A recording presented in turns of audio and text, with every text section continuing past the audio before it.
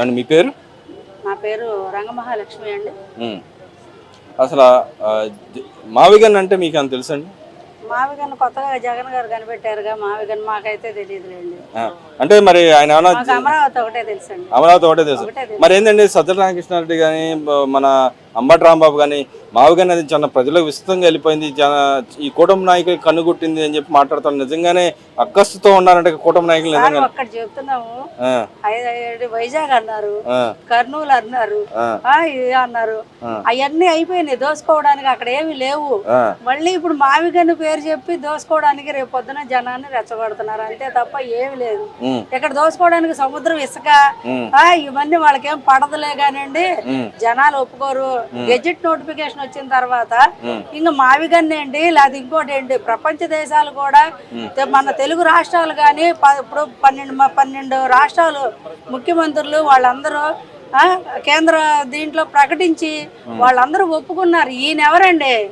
ఇసుకలో ఎంత రేణువు ఒక ఇది, ఈయన ఒప్పుకుంటే ఎంత, ఒప్పుకోపోతే ఎంత. ఇసుకలో జగన్మోహన్ రెడ్డి గారు ఈయన ఒప్పుకుంటే ఎంత, అతిరథ మహారథులు అందరూ 5 కోట్ల మంది జనాభా ఒప్పుకున్నప్పుడు ఈయన ఎవరండి ఒప్పుకోపోవడానికి? అంటే ఇక్కడ అవినీతి జరుగుతుంది కాబట్టి మా నాయకుడు ఒప్పుకోవట్లేదు, అక్కడ ఏమి లేదు, కడతానికి కూడా 30-40 ఏళ్లు పట్టింది కాబట్టి మా నాయకుడు ఒప్పుకోవట్లేదు అని చెప్పి మాట్లాడుతున్నారు. హైదరాబాద్ ఎన్ని సంవత్సరాల నుంచి అండి? హైదరాబాద్ ఇప్పటికీ కడతానే ఉన్నారు.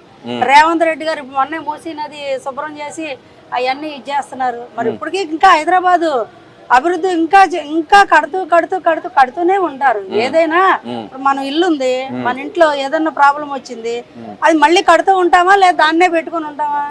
అలాగే ఎవరు ఎన్ని చెప్పినా మావిగన్ను కాదు, ఏమీ కాదు. మన నిన్న షర్మిలారెడ్డి గారు చెప్పారు పాపం.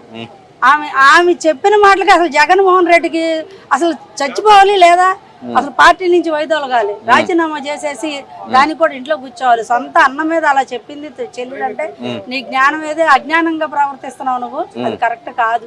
అంటే ఇక్కడ ఇంకో మాట కూడా అడుగుతుంది కదా, గతంలో 3 రాజధానులలో నువ్వు అధికారంలో ఏం చేసావు అని అడుగుతుంది కదా. చాలా బాగా అడిగింది ఆమె. ఎందుకంటే ఒక ఆడపిల్ల అయ్యుండి, ఎందుకంటే అమరావతి రాజధాని అని అంతమంది ఆమెకి విజ్ఞత ఉంది, వాళ్ళ అన్నయ్యకి విజ్ఞత లేదు, సంస్కారం లేదు, ఏం లేదు. అంటే ఎందుకు లేదంటారు విజ్ఞత? ఎందుకు లేదంటారు? లేదండి, ఎందుకంటే పుట్టుకతో వస్తుంది ఏదైనా. రాజశేఖర్ ఇప్పుడు పుట్టుకతో వచ్చింది, ఆ పుట్టుక మరి అయితే మనం రాజశేఖర రెడ్డి గారిని కించపరచకూడదు. అలా కించపరిచే జగన్మోహన్ రెడ్డి గారు 11 సీట్లకే అసెంబ్లీలో మాట్లాడి 11 సీట్లకే అయ్యారు. మనం కూడా మాట్లాడకూడదు. అంటే ఇక్కడ రాజశేఖర రెడ్డి గారు వారసుడుగా మావాడే ఒక్కడే అని చెప్పి వాళ్ళ నాయకులు మాట్లాడతాం, మరి షర్మిల వారసురాలుగా మాట్లాడలేదు అంటారు. ఇక్కడ రాజశేఖర రెడ్డి గారిని బెదిరించే అదిరిచ్చే ముఖ్యమంత్రి నన్ను చేస్తావా, నువ్వు దిగిపోతావా అని తండ్రినే ఇచ్చేసిన ఆయన చెల్లెలకి ఇది చేయకుండా ఉంటాడా? చెల్లి ఆస్తిలోనే పంపకం ఇవ్వలేదు. ఎన్టీ రామారావు గారు పెట్టిన పథకాన్ని ఆయన అమలు చేయలేదంటే ఎన్టీ రామారావు గారి మీద ఉన్న ఇది ఎంత కోపం ఉందో, చంద్రబాబు నాయుడు గారి మీద ఎంత కోపం ఉందో జనాలు తెలుసుకోవాలి. ఎందుకంటే ఆయన పెట్టాడు ఎన్టీ రామారావు గారు ఆడపిల్లకి సమాన హక్కు అని. ఏది జగన్మోహన్ రెడ్డి గారు పాటిస్తున్నారా? మరి ఆడపిల్లల మీద ఆయనకి ఎంత కృతజ్ఞత ఉందో, ఎంత విశ్వాసం ఉందో ఆడ మనుషులంటే, ఆడపిల్లలంటే దీంట్లోనే తెలిసిపోతుంది కదా. సొంత చెల్లెలకి ఆస్తి ఇవ్వనాడు, బయట ఆడపిల్లలకి ఏం న్యాయం చేస్తాడు? అంటే అసలు అమరావతి ముఖ్యమంత్రి అయ్యి అంటే ఇక్కడ అమరావతి వర్సెస్ మావిగన్ అనేది చర్చ నడుస్తోంది. మావిగన్ ఛానల్లోకి వెళ్ళిపోతా ఉందని సజ్జలు కూడా మాట్లాడుతూ ఉన్నారు. ఎవరండి వెళ్ళేది? సజ్జల గారు అసలు కొంపటి పెట్టబట్టే 11 సీట్లకి ఖాయమయ్యాడు.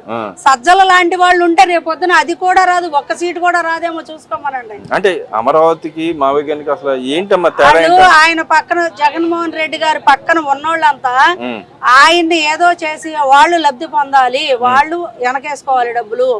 1,00,000 కోట్లు ఎలా పోగొట్టుకున్నారో బెనామీలుగా పెట్టుకుని ఆయన వ్యవహారం చేస్తున్నాడు కాబట్టి వాళ్ళు భజన చేస్తారు ఆయనకి, అంతే తప్ప మావిగన్ను లేదు, మామిడికాయ బద్దా లేదు. మరి ఇక్కడ చూసుకుంటే నిన్న అయితే మన ఫైనాన్స్ మినిస్టర్ గారు అయితే ఆయన వ్యాఖ్యలు చేయడం జరిగింది కదా. నిన్నగా మొన్న మన వ్యవసాయ శాఖ మినిస్టర్ అచ్చెన్నాయుడు గారు కూడా గతంలో బొత్స గారు నాకు స్వయంగా చెప్పాడు, వైఎస్ఆర్ని హత్య చేయించింది, దగ్గరుండి హత్య చేసింది జగన్మోహన్ రెడ్డి అని చెప్పాడని చెప్పి ఆయన చెప్పిన దానికి వాళ్ళు లేదు మేము అనలేదని మాట్లాడుతున్నారు. నిజం ఎంత ఉందంటారు దాంట్లో? సార్ దేశం మొత్తం ఎరిగింది, ఎరుగుదలే అది.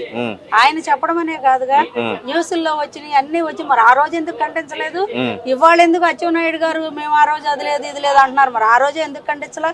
ఎంత మంది చెప్పుకున్నారు, ఎన్ని పత్రికల్లో వచ్చినాయి, నువ్వు ఎక్కడ ఉన్నావు తండ్రి? నిజంగానే ఆయన హత్య చేస్తుంటాడు జగన్మోహన్ రెడ్డి గారు. అది ఏదో లోగుట్టు పెరుమాళకి ఇరుక అంటారు.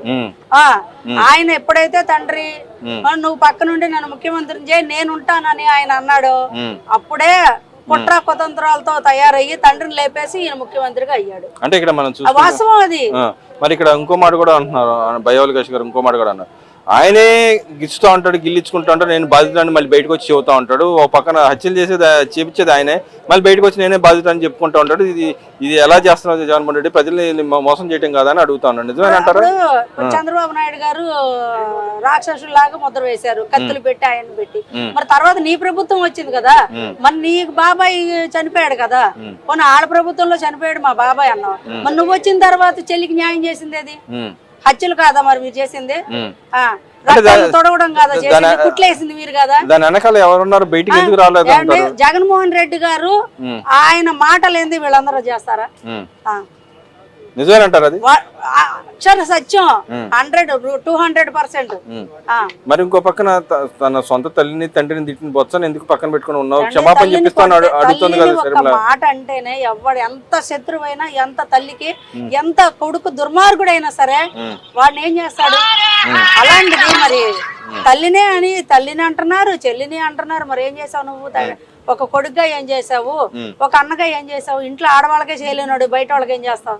మరి ఇక్కడ ఇంకో పాయింట్కి వస్తే ఇంకో మాట ఆయన అడుగుతా ఉన్నారు, షర్మిల అడుగుతా ఉంది, 3 రాజధానులు 3 ముక్కలు ఆటాడు, ఇప్పుడు గన్ అంటావు, ఇంకో పక్కన గొడ్డలు అంటావు, ఎందుకు ఆ పేర్లు?